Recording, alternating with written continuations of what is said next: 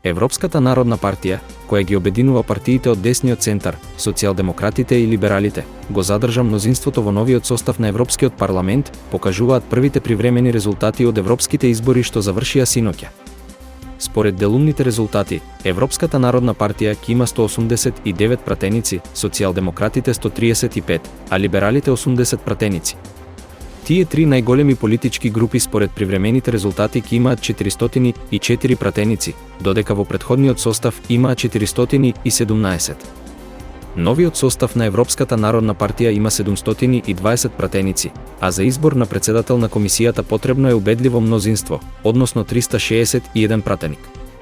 Сепак, пратениците во Европскиот парламент не секогаш гласаат дисциплинирано и некои од нив гласаат спротивно од мнозинството во своите пратенички групи.